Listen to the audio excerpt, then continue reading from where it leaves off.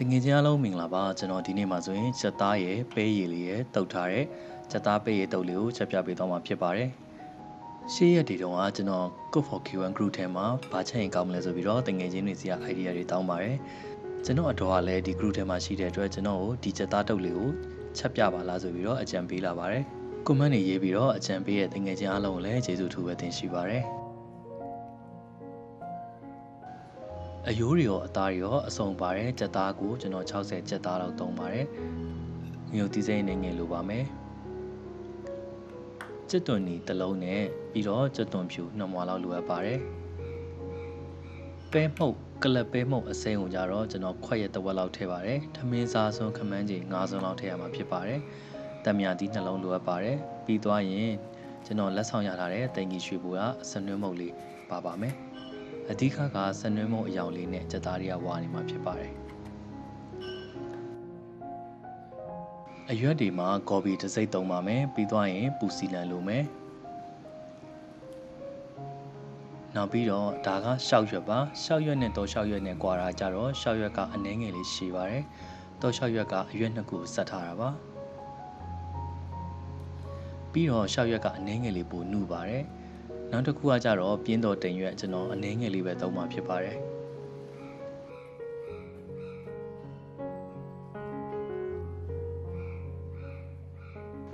ကလပ်ပဲမို့အစိမ်းကိုခွက်တစ်ဝက်လောက်ဆိုရင်ရေတန့်ကိုကျွန်တော်ကခမန်းကြီးတစ်ပူးစာလောက်ထည့်ပါတယ်ကျွန်တော်ဒီဘူးလေးကတော့900 ml ပဲရှိပါတယ်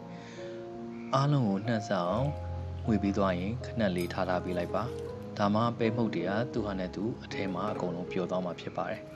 စိတ်မရှိရင်တော့ blender နဲ့ထည့်ပြီးတော့မှွေလို့ရပါတယ်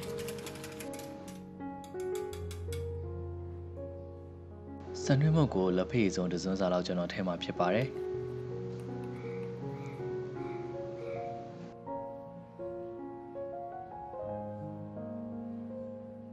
စားကိုလည်းလက်ဖေးစုံတစ်စွန်းစာလောက်ထည့်ပါမယ်အကယ်၍ကိုကအချိုမုတ်စားတတ်တဲ့ကြက်သားမုတ်စားရင်လည်းဆိုတဲ့အနည်းငယ်လေးထည့်ပြီးတော့တစ်ခါတည်းအရသာဝင်အောင်နေထားလို့ကြပါပြီနေထားပြီးသွားရင်ကျွန်တော်တို့ခဏလေးတော့10မိနစ်15မိနစ်လောက်နှက်ထားပေးရမှာဖြစ်ပါတယ်ဒါမှကြက်သားတွေကဒီစနွှဲမုတ်အယောင်ဝါဝါလေးရမှာဖြစ်ပါတယ်ဒေဟိုထဲမှာလည်းရေကို1လီတာထည့်ပါမယ်ဒါကကြက်သားပြုတ်ဖို့ပါကြက်သားထည့်တဲ့အခါမှာရေနွေးကိုလုံးဝစူးမှပဲကြက်သားတွေထည့်ရမှာဖြစ်ပါတယ်ရေစူစူထဲမှာကြက်သားတွေအားလုံးထည့်ပြုတ်လိုက်ပါမယ်ပြုတ်တဲ့အခါမှာကျွန်တော်ကအမွှေးနဲ့နာအတွက်ပြင်းတော့တင်ရွက်4-5-6ရွက်လောက်ကိုထည့်ပြီးတော့ပြုတ်ထားမှာဖြစ်ပါတယ်ပြုတ်တဲ့အခါမှာဆိုလည်းကျွန်တော်ထုံစံတိုင်းမီအေးအေးလေးနဲ့ပဲခမန်းကြီးမိနစ်အစိတ်30လောက်ကြက်သားတွေလုံးဝကြက်တဲ့အထိကိုပြုတ်ပေးရမှာဖြစ်ပါတယ်ကြက်သားတွေပြုတ်တဲ့အချိန်မှာကျွန်တော်တို့အရွက်လှီပါမယ်ရှောက်ရွက်ကိုကျွန်တော်တို့ပါပါလေးတွေလှီထားမှာဖြစ်ပါတယ်ရှောက်ရွက်ကတော်တော်လေးကိုနုပါတယ်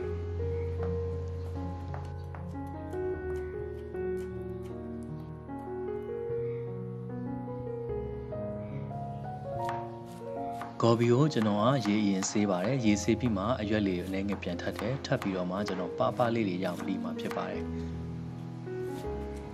တချို့တွေကကြက်သွန်နီထည့်စားလေးရှိပါတယ်ကြက်သွန်နီထည့်စားတွေရပါတယ်ခင်ဗျာ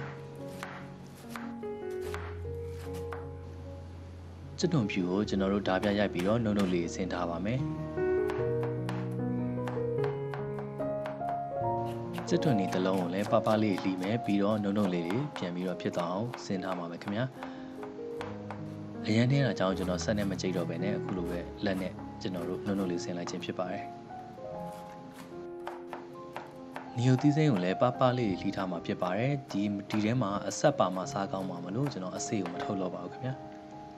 ကျွန်တော်ကိုတံမြာတီးလှီတာကိုစိတ်ရှည်လက်ရှည်ဒီ Facebook Messenger ရဲ့တင်ပေးတဲ့အမကိုလည်းကျေးဇူးတင်ပါတယ်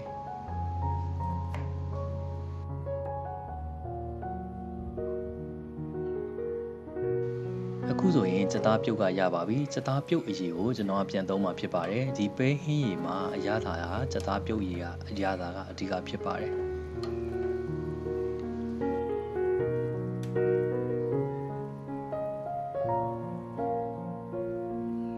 ပဲကြိုပါမယ်ပဲကြိုဖို့အတွက်ကျွန်တော်စီကိုအနှဲငယ်လေးပဲထည့်ပါတယ်စီထည့်ပြီးသွားရင်ခုနကကြက်သွန်ဖြူနဲ့ကြက်သွန်နီကိုစီတက်မှာဖြစ်ပါတယ်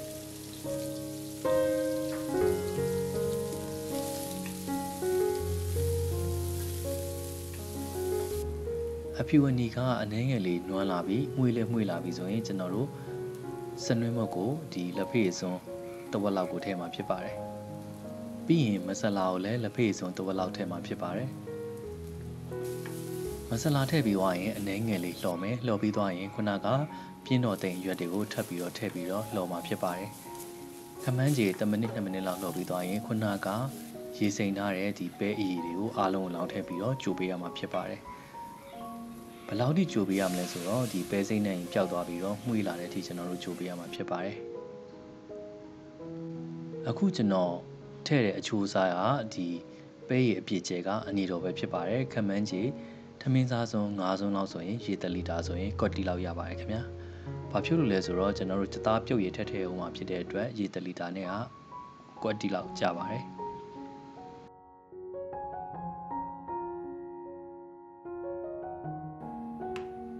ပဲရည်တွေကြိုထားတာအနှဲငယ်လေးပဲစိမ့်နဲ့ပျောက်သွားပြီဆိုရင်ခုနကကြိုထားတဲ့ဒီစသားပြုတ်ရည်ကိုကျွန်တော်တို့အနှဲငယ်ထဲမှာဖြစ်ပါတယ်ဘယ်လိုမျိုးထည့်ရမလဲဆိုတော့ကျွန်တော်တို့ဒီပဲရည်အပြည့်ကျဲကိုကြည့်ပြီးတော့ထည့်ရမှာဖြစ်ပါတယ်တချို့တွေကမြေပဲကို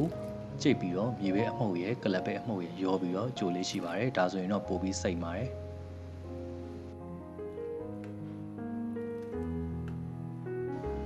ပုတ်ပွက်ဆူလာရင်ကျွန်တော်တို့သုံးဆောင်ဖို့အသင့်ဖြစ်ပါပြီ